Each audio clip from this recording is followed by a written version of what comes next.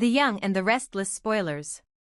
There was something unsettling in the air lately, a lingering tension that didn't settle no matter how many meetings were concluded, how many contracts were signed, or how many fake smiles were exchanged over glasses of wine in boardrooms decorated with polished ambition. Audra Charles was no stranger to the whispers behind her back, nor was she unfamiliar with the venom laced between polite greetings. In fact, she welcomed it. Power had its price, and she had long stopped trying to pay with kindness. Her currency was manipulation, strategy, and control, tools she wielded with a sharp grace that made her both feared and despised. In the charming surface world of nice, where champagne flowed more freely than honesty, Audra had clawed her way into a place most thought she didn't belong. But belonging wasn't the goal. Dominance was. Still, the resistance had begun to grow louder. And the voices were no longer murmurs confined to corners. More and more, people who once nodded in alignment with her decisions now exchanged glances of doubt and suspicion. There was a wave building, subtle yet insistent, pushing back against her. It wasn't just about discomfort anymore. It was about hatred. Audra could feel it in the way people left rooms when she entered, in the way emails arrived without warmth, in the sudden silences that fell when her heels clicked down a hallway. And she knew this wasn't just idle gossip, it was organized resentment. She had made enemies, powerful ones. But one in particular stood out, Kyle Abbott. Kyle had been more than collateral damage in her game, he had been a target. A means to an end. She had used his vulnerabilities like stepping stones, and when he had outlived his usefulness, she had cast him aside with cold efficiency. But what she hadn't anticipated was that Kyle, underneath his disillusioned exterior, had found a kind of clarity through the betrayal. He was no longer lost in the haze of corporate politics or blinded by the luster of status. He had seen the monster that Audra had become, one built in the image of ambition unchained, and now, he was determined to put a leash on it. But Kyle wasn't foolish. He knew that taking Audra down would require more than just bold accusations and fiery confrontations. She was too clever, too practiced at rewriting narratives in her favor. No, if he wanted to bring her to justice, he would need evidence. Something irrefutable. Something that would not just stain her reputation, but destroy it. Yet, as he dug deeper into the corridors of deceit she had laid brick by brick, he discovered a darker shadow lurking behind the queen herself. Victor Newman. The master tactician, the one whose fingerprints were always too faint to trace. Victor, who always seemed a step ahead of every scheme, now emerged as the puppeteer behind the chaos Audra had unleashed. Kyle understood then that Audra might not be the architect of the whole disaster, but rather, the executioner. Still, exposing Victor was a task of mythic difficulty. The man had built an empire by crushing those who dared challenge him. No one took Victor down and lived to brag about it. But Kyle wasn't looking to brag. He wanted to end the cycle. To do that, he had to be willing to risk everything. His safety, his career, even his sanity. Audra, meanwhile, had no illusions. She felt the ground shifting. The smirks that once followed her now came laced with malice. Her victories, once celebrated, were now questioned. She had sensed Kyle's vengeance rising like a slow-moving storm on the horizon. But she didn't flinch. Not outwardly. She maintained her composure, smiled through the meetings, delivered flawless presentations, and continued to move with the confidence of a woman who had everything under control. But inside, she was calculating. Every step had to be measured. One wrong move, and the house of cards she'd built so meticulously would collapse. That night was meant to be like any other. A long day of work, followed by a drive home through the winding streets of Nice, the city lights shimmering like stars that had fallen to earth. Audra walked out of the building with purpose, her heels striking the pavement with rhythmic confidence. She tossed her bag into the passenger seat of her car, slid into the driver's seat, and exhaled deeply. The tension of the day ebbed slightly as the engine purred to life. She checked her mirrors, pulled into the street, and began her route home, one she had driven countless times. But what she didn't know was that she had been followed for days. A ghost trailing her every move, studying her schedule, learning her habits. This wasn't a petty stalker or a disgruntled employee. This was someone with a purpose, a mission to make her suffer. He had watched from the shadows as she moved through her days with entitlement, watched as she manipulated people like chess pieces. And he had decided enough was enough. He had planned everything, the stretch of road just outside the city where visibility dipped, where no security cameras watched, where the trees cloaked the asphalt in shadow. He had set the trap hours earlier, dragging debris across the curve of the road, scattering just enough to force a reaction but not so much to alert a street cleaning crew. He knew she would drive fast. He counted on it. As Audra approached the bend, she was lost in thought, her mind racing through strategies, alliances, potential betrayals. The headlights illuminated something too late, a blur of movement, metal, or perhaps wood. Instinctively, she jerked the wheel. The car skidded sideways, tires screaming, metal grinding against asphalt. The world tilted, the windshield exploded into 1,000 glittering fragments, and the impact came with the roar of violence. The car flipped, tumbled, and landed in a twisted heap. Smoke coiled from the hood. Then, flames. From the shadows of the trees, the man watched. His breath was slow, measured.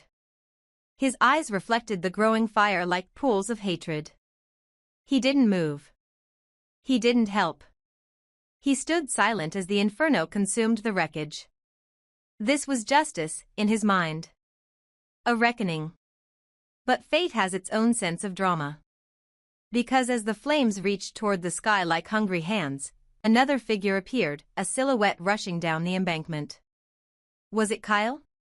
Was it someone else who had been tracking Audra, perhaps with different motives? The answer remained obscured by smoke and secrecy.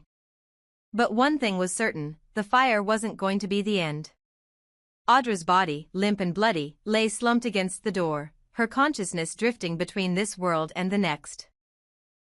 Her lungs fought to inhale air through the smoke, her vision blurred, but somewhere in the chaos, she heard something, footsteps. Panic or salvation? She couldn't know. And in that moment, between death and deliverance, Audra Charles became more than a villain. She became a symbol of consequence. For all the people she had stepped on, lied to, betrayed, her time had come to face something greater than vengeance. She had stepped into the very darkness she had used to terrify others. Whether she would emerge changed or destroyed, that remained to be seen. But the flames whispered promises. And the city of Nice, with all its secrets and sins, would never be the same again. The smell of burning rubber and scorched metal filled the night air, thick and suffocating as it rolled across the darkened stretch of road like a warning from some ancient god. The flames devoured the vehicle with greedy tongues of orange and blue, casting long shadows across the trees that stood silent like witnesses too terrified to speak. The windshield had shattered on impact, and the undercarriage now faced the sky, twitching in mechanical death throes. From the twisted wreckage, something stirred. Audra. Pain radiated through every inch of her body, sharp and blinding, but not enough to keep her from moving. Her instincts screamed louder than the agony. Survival had always been her strongest skill, even now, when the universe seemed intent on swallowing her whole. With trembling hands scraped raw and bleeding, she dragged herself across the jagged glass and deformed metal, forcing her battered frame out through the side where the window once was. Her designer coat was torn, soaked in a mix of blood, sweat, and ash. The heels that once clicked with power and confidence were long gone. Her makeup was a ghost of its former self, her face streaked with soot, blood, and a desperation she could no longer hide. Her breathing was ragged, every inhale a razor through her lungs. She stumbled to her feet but collapsed onto her knees in the gravel, coughing violently as the smoke clawed down her throat. She tried to scream, but her voice was gone, burned away by fear and fire. Her hair hung in tangled clumps, her blouse was shredded, her legs were scraped and bruised, and a gash above her left brow poured blood into her eye. It was chaos. It was humiliation. It was unacceptable. And yet, she was alive. For a moment, she thought maybe this was an accident. A tragic, random moment in a universe that didn't care who you were or what power you wielded. But then, her eyes caught something. A figure, still and silent, standing at the edge of the tree line. Barely visible through the haze and smoke, but unmistakably human. He didn't run toward her, didn't shout for help or even react. He just stood there, watching. His posture was calm. Too calm. Her breath caught. Her heart pounded, not from the crash, but from something colder now, recognition of intent. He was wearing dark clothes, nothing distinctive, nothing she could later describe with confidence. A black hoodie covered his head. His face was concealed behind a surgical mask, the kind that had become so commonplace no one even noticed them anymore. But this one wasn't about health or caution. This one was about anonymity. This one was about concealment. She couldn't see his eyes clearly, but she could feel them. That gaze sliced through the night, more suffocating than the smoke, more dangerous than the fire. It wasn't shock or fear she sensed from him. It was something far worse. Stillness. It was the kind of stillness that came only from planning. From control. From purpose. And suddenly, everything clicked. This was no accident. The barricade in the road. The timing. The location. The isolation. Someone had orchestrated it all, down to the moment she lost control and the car flipped. Someone had wanted her dead. She had been hunted. Stalked. Trapped. Panic overtook her pain, and she scrambled backward on all fours, dragging herself over gravel and twigs, her hands tearing open again with fresh cuts. Her mind raced, who? Who hated her enough to do this? The list wasn't short. But this wasn't about petty revenge. This was surgical. This was someone who knew her habits, her route, her timing. Someone who didn't just hate her, but wanted her erased. A part of her wanted to shout, to scream at the figure in the darkness, to demand why. But another part, the wiser part, knew better. She was wounded, exposed, weak. There was no strength in her legs. No weapon in her hands. And that man, whoever he was, had the advantage. If he had come to finish the job, she wouldn't stop him. She couldn't. All she had was time. Seconds, maybe. She needed to make them count. The flames from the vehicle rose higher now, crackling like applause in a theater of horror.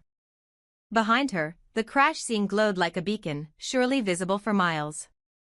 Someone would see it. Someone had to.